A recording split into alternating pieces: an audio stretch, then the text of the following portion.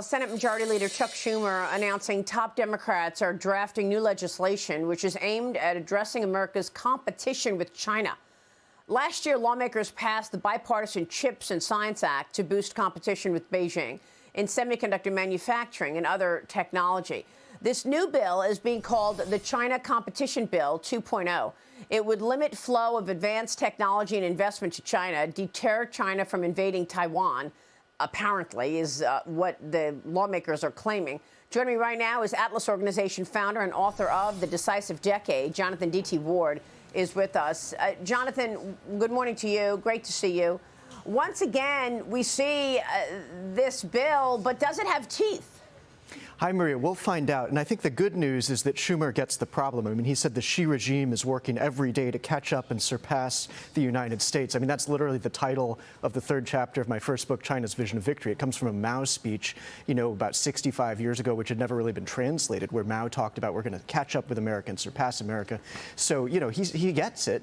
And the Democrats get it in the Congress, and Republicans get it in the Congress. And we all have to work together on this. And hopefully this is going to be better than what is coming out of the administration. As we saw with the Yellen speech, which was supposed to be a landmark U.S.-China relations speech, I mean, that was cacophony.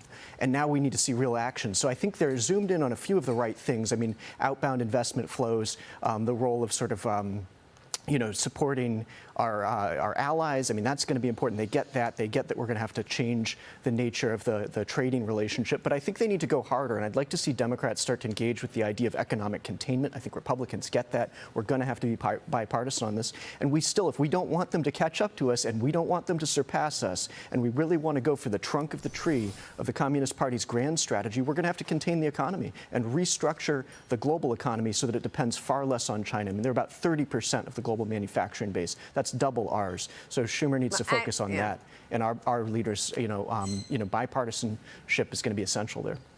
And right now, the Chinese have the most favored trade status with the U.S. And as a result of that, we've got a massive trade deficit. So we'll see if lawmakers change that. I mean, shouldn't that be changed? It's no longer a developing country. And let's face it, there are now 5,000 Chinese companies in our capital markets, many of them getting preferred treatment. They don't have to follow the auditing rules that American companies have to follow. So this bill doesn't even address that.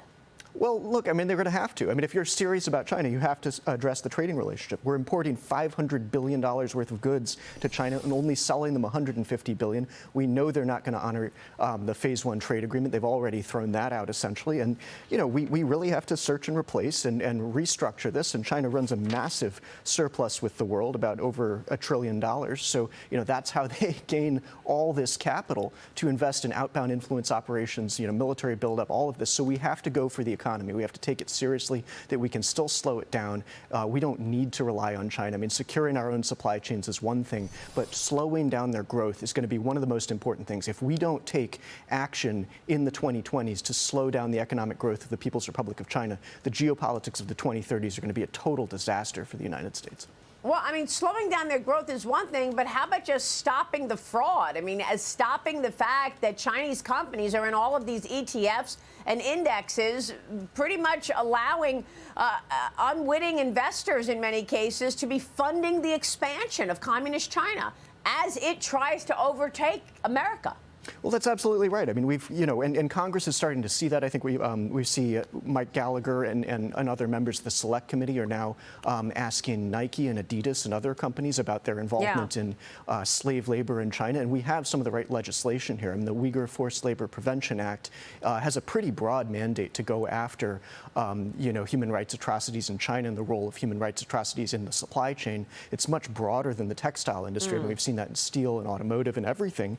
So we're going to have to deal with that. And what Gallagher said is many American corporate leaders still don golden blindfolds when operating in China. And that's absolutely right. I think business leaders and finance leaders are still doing hear no evil, see no evil on China. And that's got to change. So Congress has a massive opportunity to bring business leaders into this conversation. The American public, I think, needs to start asking, what are our businesses doing over there? In the Decisive Decade, I lay out dozens and dozens of companies from the finance sector to the textile sector, consumers, technology, you name it, just just how are we really wrapped up in this problem and how do we disentangle it? I mean, if we start to disentangle it, focus on the role of our companies in a hostile market and also the role of their companies in executing China's global grand strategy. And let's not forget, China's economic strategy is built by its corporations, and many of them are built through our capital and technology. So we have to go after the whole problem, get our minds around the whole, bigger picture and start taking action on this. So any serious China bill is going to focus on economics, companies, capital into China, and essentially the role of Chinese corporates in their own grand strategy. And those are the points those are the targets. Corporate America should also understand what just happened in China with Chinese police raiding the Bain Shanghai offices. So if, the Chinese police can come in and raid an American company in Shanghai, you're not getting any better treatment if you're a foreigner operating in China. Now you've got Tennessee Congressman Mark Green out with a new FoxNews.com op-ed. It's titled, "China's War on Our Dollar, Really About Ruling the World." He writes, quote, "As demand for the U.S. dollar drops, the CCP can move in like a weed growing in a garden, add in China's malign actions to weaken our global standing, and more countries will continue to shift toward the yuan or other currencies with the United States out of the picture. China can take control of the world economy in that regard." Jonathan, your reaction, are you worried about the global status of the U.S. dollar? That's what the CCP is trying to do. It's already gotten the Saudis to use the yuan when transacting in oil. It's doing the same with the Brazilians.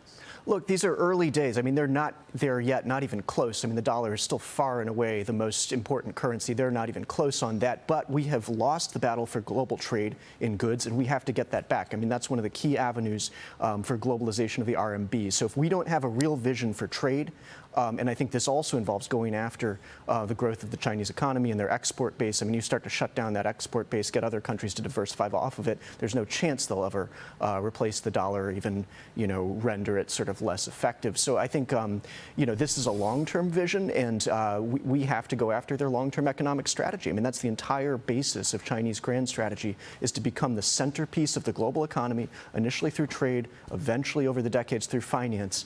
And we have the opportunity to stop that now. But we're going to lose that opportunity very quickly. End of this decade, that opportunity is totally gone. Really, really scary stuff. Jonathan, thanks very much. We appreciate all of your work on this. Jonathan D.T. Ward in New York this morning. Good to see you, sir.